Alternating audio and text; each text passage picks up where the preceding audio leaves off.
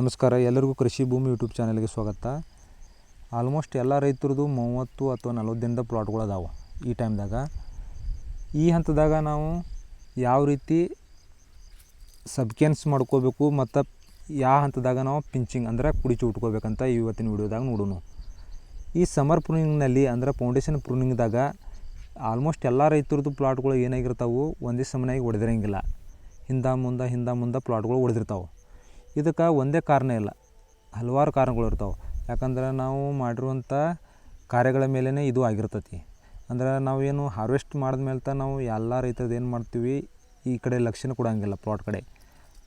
ಆ ಟೈಮ್ದಾಗ ಯಾರು ಆ ಪ್ಲಾಟ್ ಕಡೆ ಲಕ್ಷ್ಯ ಕೊಟ್ಟಿರ್ತಾರೆ ಅಂದ್ರೆ ಅದರದ್ದು ಕೆಲಸಗಳನ್ನು ಮಾಡಿರ್ತಾರೆ. ಅಂದರೆ ಒಂದು ಒಳ್ಳೆಯ ರೀತಿ ಮ್ಯಾನೇಜ್ಮೆಂಟ್ ಮಾಡಿರ್ತಾರೆ. ವಾಟರ್ ಮ್ಯಾನೇಜ್ಮೆಂಟ್ ಆಗಲಿ ಮತ್ತು ಫರ್ಟಿಲೈಸರ್ಗಳ ಮ್ಯಾನೇಜ್ಮೆಂಟ್ ಆಗಲಿ, ಗೊಬ್ಬರಗಳ ನಿರ್ವಹಣೆಗಳ ಎಲ್ಲರೂ ಏನು ಮಾಡಿರ್ತಾರಲ್ಲ ಆ ಪ್ಲಾಟ್ಗಳು ಒಂದೇ ಸಮನಾಗಿ ಹೊಡೆದಿರ್ತಾವೆ.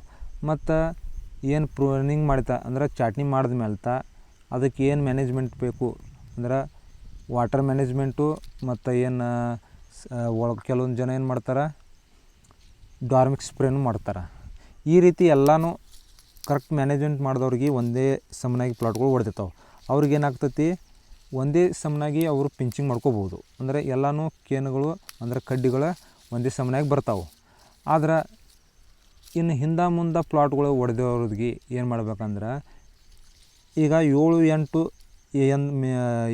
10 ಎಲೆ ಏನು ಬಂದಿರ್ತೈತಲ್ಲ ಆ ಟೈಮ್ದಾಗ ನಾವು ಕುಡಿಚು ಊಟೋದನ್ನು ಮಾಡ್ಕೋಬೇಕಾಗ್ತೈತಿ. ಅಂದ್ರೆ 8-10 ಎಲೆ ಬಂದಾಗ ಈ ಕಡೆ ಭಾಳ ಹಾರ್ಡ್ನೆಸ್ಸು ಆಗಿರೋಂಗಿಲ್ಲ ಮತ್ತು ಸಾಫ್ಟು ಇರೋಂಗಿಲ್ಲ. ಅಂದ್ರೆ ಕಡ್ಡಿ ಭಾಳ ಹಾರ್ಡ್ ಪಿಂಚಿಂಗ್ ಆಯ್ತಂದ್ರೆ ಏನಾಗ್ತೈತಿ, ಕಡ್ಡಿ ಜೀವಾಳಕ್ಕೆ ಹತ್ತುವ ಚಾನ್ಸಸ್ ಇರ್ತೈತಿ. ಅಂದ್ರೆ ನಂಜಾಗೋ ಚಾನ್ಸಸ್ ಜಾಸ್ತಿ ಇರ್ತೈತಿ. ಹೀಗಾಗಿ ಏನಾಗ್ತೈತಿ, ನಾವು ಭಾಳ ಹಾರ್ಡ್ ಪಿಂಚಿಂಗ್ ಮಾಡ್ಕೋಬಾರ್ದು. ಅಂದರೆ 8-10 ಎಲೆ ಏನು ಇರ್ತೈತಲ್ಲ ಆ ಸ್ಟೇಜ್ನಲ್ಲಿ ನಾವು ಪಿಂಚಿಂಗನ್ನು ಮಾಡ್ಕೋಬೇಕು. ಮತ್ತು ಇವು 8-10 ಸ್ಟೇಜ್ನಾಗ 8-10 ಎಲೆ ಸ್ಟೇಜ್ ಇದ್ದಾಗ ನಾವು ಕೆಳಗಿನ 2 ಎಲೆಗಳನ್ನು ತಕ್ಕೊಂಡು 5-6 ಅಂತ ಏನು ಎಲೆ ಇಟ್ಕೊಂಡ ಪಿಂಚಿಂಗ್ ಮಾಡ್ಕೋಬೇಕು. 5-6 ಎಲೆ ಇಟ್ಕೊಂಡ ಮತ್ತು ಏನಿದು ಒಂದು ಪಿಂಚಿಂಗ್ ಮಾಡಿರ್ಕೊಂಡಿರ್ತೀವಲ್ಲ ಉಳ್ಕಿದೆಲ್ಲ ಬಗಲ್ ತೆಗೆದು ಮೇಲ್ಗಡೆ 5 ಅಥವಾ 6 ಎಲೆ ಅಂತೇಳಿ ಏನು ಬಗಲ್ ಇರ್ತೈತಲ್ಲ ಅದನ್ನು ಕಾದು ಅದು ಸಬ್ಕೇನ್ ಅಂದರೆ ಇದು ಮೇನ್ ಕೇನ್ ಇರೋದು. ಮತ್ತು ಅದೇನು ಬಿಟ್ಟಿರ್ತೀವಲ್ಲ ಅದರಿಂದ ಏನು ಬರ್ತದಲ್ಲ ಅದಕ್ಕೇನು ಸಬ್ಕೇನ್ಸ್. ಈ ಸಬ್ಕೇನ್ನ ನಮಗೆ ಮುಂದೆ ಅಂದರೆ ಅಕ್ಟೋಬರ್ ಚಾಟ್ನಿಯಲ್ಲಿ ಒಂದು ಒಳ್ಳೆಯ ಗೊಂಚಲನ್ನು ನಮಗೆ ಇಲ್ಲಿ ಸಿಗ್ತೈತಿ ಸಬ್ಕೇನಲ್ಲಿ. ಅಂದ್ರೆ ಇದು ಏನು 30-35 ದಿನದ ಹಿಡಿದು ಪ್ಲಾಟ 60 ದಿನದ ತನಕ ಏನಿರ್ತೈತಲ್ಲ ಇದು ಗರ್ಭ ಕಟ್ಟುವ ಹಂತ ಇರ್ತೈತಿ. ಇಲ್ಲಿ ಗರ್ಭ ಕಟ್ಟುವ ಹಂತ ಇರ್ತೈತಿ. ಈ ಟೈಮ್ದಾಗ ನಾವು ಒಂದು ಒಳ್ಳೆಯ ಮ್ಯಾನೇಜ್ಮೆಂಟ್ ಮಾಡ್ಕೋಬೇಕು. ಅಂದ್ರೆ ಈಗ ಏನಾಗ್ತೈತಿ, ಒಂದು ಒಳ್ಳೆಯ ಸೂರ್ಯಪ್ರಕಾಶ ಬೀಳಬೇಕಾಗ್ತೈತಿ. ಇದಕ್ಕೆ ಸೂರ್ಯನ ಕಿರಣಗಳು ಎಲ್ಲ ಎಲೆಗಳ ಮೇಲೆ ಬೀಳಬೇಕಾಗ್ತೈತಿ.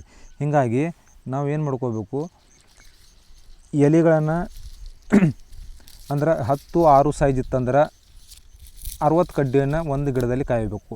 9-5 ಇತ್ತಂದ್ರೆ 9-5 ಕಡ್ಡಿಗಳನ್ನು ಅಂದರೆ ಸ್ಕ್ವೇರ್ ಫುಟ್ಗೆ ಒಂದು ಕಡ್ಡಿಯನ್ನು ನಾವು ಕಾಯ್ಕೊಂಡು ಅಂದರೆ ಒಳ್ಳೆಯ ರೀತಿಯ ಸೂರ್ಯನ ಕಿರಣಗಳು ಮತ್ತು ಗಾಳಿ ಎಲ್ಲ ಆಡ್ತೈತಿ. ಹೀಗಾಗಿ ಏನಾಗ್ತೈತಿ, ಇಲ್ಲಿ ಒಂದು ಒಳ್ಳೆಯ ಸಬ್ಕೇನಲ್ಲಿ ಒಂದು ಒಳ್ಳೆಯ ಗರ್ಭ ಕಟ್ಟುವ ಚಾನ್ಸಸ್ ಜಾಸ್ತಿ ಇರ್ತೈತಿ.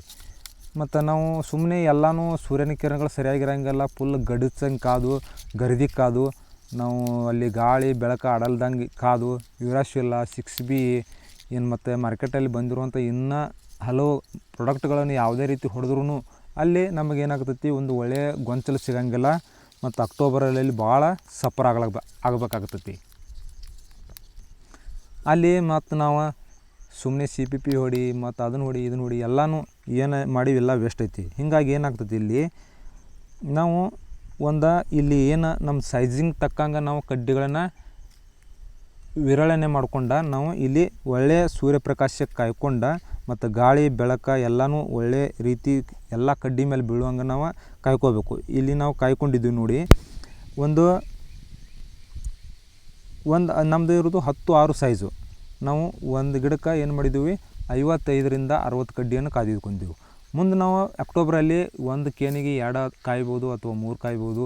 ಅಲ್ಲಿ ನಮ್ದು ಯಾವ ರೀತಿ ಹೂವನ್ನು ಸಿಗ್ತೈತಿಲ್ಲ ಆ ರೀತಿ ನಾವು ಅದನ್ನು ಕಾಯ್ಕೋಬೋದು. ಆದರೆ ಇಲ್ಲಿ ಏನಾಗ್ತೈತಿ, ನಾವು ಈ ಏಪ್ರಿಲ್ ಪ್ರೂನಿಂಗ್ದಾಗ ಒಂದು ಒಳ್ಳೆ ಗರ್ಭ ಕಟ್ಟಬೇಕಂದ್ರೆ ನಮಗೆ ಮತ್ತು ಒಂದು ಬಂಚಸ್ ಒಟ್ಟು ಕರಗಲಂಥ ಬಂಚ್ ಬೇಕಂದ್ರೆ ನಮಗೆ ಏನು ಮಾಡ್ಕೋಬೇಕು, ಒಳ್ಳೆಯ ಸೂರ್ಯಪ್ರಕಾಶ ಬೀಳಬೇಕು. ಮೇನ ಗರ್ಭಗಟ್ಟಗಲಕ್ಕೆ ಕಾರಣ ಏನು, ಒಳ್ಳೆಯ ಸನ್ಲೈಟ್.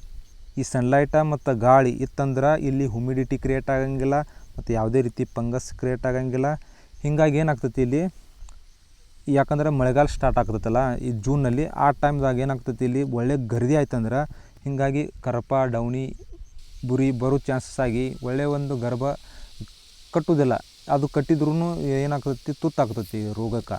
ಹೀಗಾಗಿ ಏನಾಗ್ತೈತಿ ಇಲ್ಲಿ ನಾವು ಒಂದು ಇದರಿಂದ ಏನೈತಿಲ್ಲ 10-6 ಸೈಜ್ ಇತ್ತಂದ್ರೆ 60 ಕಡ್ಡಿ ಅಂದ್ರೆ ಒಂದು ಸ್ಕ್ವೇರ್ ಫುಟ್ಗೆ ಒಂದು ಕಡ್ಡಿ ಇರೋ ಹಂಗೆ ನಮಗೆ ಏನಾಗ್ತಿ ನಾವು ಕಾಯ್ಕೋಬೇಕು. ಆ ರೀತಿ ಕಾಯ್ಕೊಂಡು ನಾವು ಒಂದು ಒಳ್ಳೆಯ ಗರ್ಭನ ರೆಡಿ ಮಾಡಕ್ಕೆ ಹೋಗ್ಬೇಕಾಗ್ತೈತಿ. ಅಂದ್ರೆ ಒಂದು ಒಳ್ಳೆಯ ಬಂಚಸ್ ಸಿಗಬೇಕಂದ್ರೆ ನಮಗೆ ಈಗೇನು 30 ದಿನ ಹಿಡಿದು 60-65 ದಿನ ತನಕ ಇದು ಗರ್ಭ ಕಟ್ಟುವ ಹಂತ ಇರ್ತೈತಿ. ಇಲ್ಲಿ ನಾವು ಒಂದು ಒಳ್ಳೆಯ ರೀತಿ ಮ್ಯಾನೇಜ್ಮೆಂಟ್ ಹೋಗ್ಬೇಕಾಗ್ತೈತಿ.